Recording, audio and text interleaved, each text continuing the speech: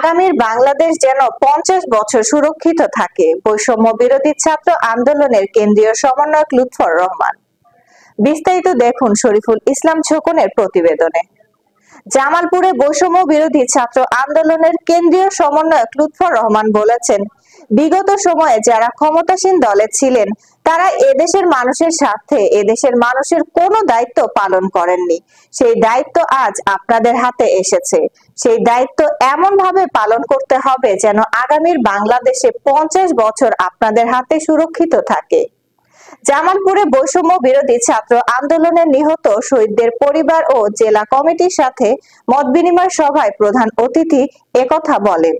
মতবিনিময় সভায় বৈষম্য বিরোধী ছাত্র আন্দোলন জামালপুর জেলা শাখার আহ্বায়ক মীর ইসাক হাসান ইখলাসের সভাপতিত্বে বৈষম্য বিরোধী ছাত্র আন্দোলনের কেন্দ্রীয় নেতা মোহাম্মদ হিফজুর রহমান, মশিউর আমিন, ইশতিয়াক আহমেদ শিহাব, জেলা কমিটির সদস্য সচিব আবিদ সৌরভ সহ অন্যান্যরা বক্তব্য রাখেন।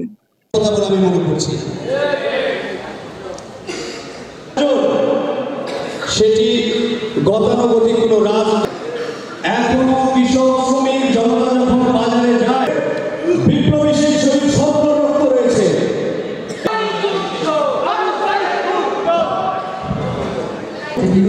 বিরোধী সময় আপনারা সবাই মনোযোগ ত্যাগ করবেন এবং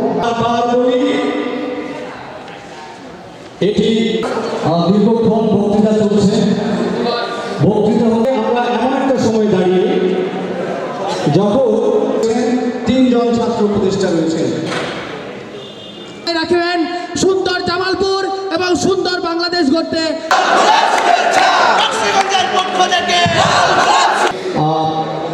দুঃখ প্রকাশ করছি। যে বিপ্লব গত 2 শতাব্দীতে পৃথিবীর ইতিহাসে ঘটেনি, পৃথিবীর ইতিহাসে এমনটি হয়নি। মাত্র 8 জন ঢাকা বিশ্ববিদ্যালয়ের সেন্ট্রাল লাইব্রেরি থেকে যখন দাঁড়িয়ে যায়, এরপরে মাত্র 25 দিনে একটি সরকার পতন হয়ে গেছে। সেই বিপ্লব আপনারা ঘটিয়েছেন। এই বিপ্লব যখন আপনারা ঘটিয়েছেন তখন আপনাদের কাঁধে অনেক দায়, সেই দায় আপনাকে দিতে হবে। আমরা যখন সেই দায়িত্বের অবহেলা করব তখন বিপ্লব ব্যাহত হবে। শেখ হাসিনা যে বলে সে চট করে ঢুকে পড়বে, তার কনফিডেন্স কি? তার কনফিডেন্স হচ্ছে আমাদের মতৈক্য, আমাদের নিজেদের ভিতরের দ্বন্দ্ব। যদি আমাদের নিজেদের ভেতরের দ্বন্দ্ব চলতে থাকে শেখ হাসিনা ঠিকই কিন্তু ফিরে আসবে। তারা তৎপর। দিল্লির দাদাবাবুরা তাকে পেলে পুষে বড় করছে চট করে বাংলাদেশে ঢুকে দেওয়ার জন্য। আপনারা কি তাকে ঢুকতে দেবেন? যদি ঢুকতে না দেন আপনাদের ঐক্যবদ্ধ হতে হবে, হাতে হাত রেখে বাংলাদেশের সার্বভৌমত্বকে রক্ষা করতে হবে। কিন্তু আপনারা যে ধৈর্যের পরিচয় দিয়েছেন, এই কমিটি নিয়ে সেরকম কোনো কলহ হয়নি, কোনো দ্বন্দ্ব দেখা যায়নি। ভ্রাতৃত্ব বোধের ভিতর দিয়ে আপনারা কার্যক্রম পরিচালনা করছেন, যার ফলাফল আজকের এই অডিটোরিয়াম। আমি চাইবো আগামী জামালপুর আপনাদের হাতে সুরক্ষিত থাকবে। আমি চাইবো আপনারাই সেই নাবিক, আপনারাই সেই দুর্বার সারথী যারা জামালপুরকে বাংলাদেশের সার্বভৌমত্বের এক উজ্জ্বল দৃষ্টান্ত হিসেবে স্থাপন করবে।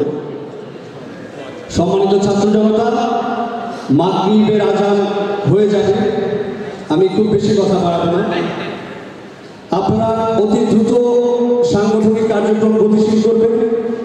জামালপুরের প্রত্যেকটি উপজেলায় কমিটি দিয়ে, ইউনিয়ন পর্যায়ে কমিটি দিয়ে ছাত্র জনতার যে ম্যান্ডেট হাতে নিয়েছে বাংলাদেশ সংস্কার করার, বাংলাদেশ পুনর্গঠন করার, সেই কাজকে গতিশীল করবেন, বেগবান করবেন। পাশাপাশি জামালপুরের সুধী সমাজ যারা রয়েছেন তাদের কাছে আমার বিনীত অনুরোধ, এই দায়িত্ব শুধু ছাত্রদের নয়, তারা একটা যতটুকু পাথর সরিয়েছে, পাথর সরানোর পরে যে ক্ষত সৃষ্টি হয়েছে সেই ক্ষত সারাতে আপনাদের অভিজ্ঞতা অতীব প্রয়োজন। আপনারা সেই অভিজ্ঞতা দিয়ে সেই ক্ষত সারাতে ছাত্র জনতাকে সাহায্য করবেন। জামালপুরে নাগরিকদের একটি প্ল্যাটফর্ম গঠিত হতে যাচ্ছে, জাতীয় নাগরিক কমিটি। আমরা চাইব জামালপুরের সুবিধা যারা রয়েছেন সেই নাগরিক কমিটিতে এসে নাগরিক কমিটির কার্যক্রমকে গতিশীল করবেন। নিজেদের নাগরিক যে দায় রয়েছে, এই 2000 শহীদদের রক্তের যে দায় রয়েছে সেই দায়িত্ব পালন করবেন। পাশাপাশি জামালপুরের যে 17 জন শহীদ রয়েছেন প্রত্যেকের পরিবারের দায়িত্ব আপনার আমার, জামালপুরে বিশেষ করে জামালপুরের ছাত্র জনতা সকলের পরিবারের দায়িত্ব আপনারা নেবেন। রাষ্ট্র ইতিমধ্যে দিয়েছে। প্রথম পর্যায়ে প্রাথমিকভাবে 5 লক্ষ টাকা দিয়েছে।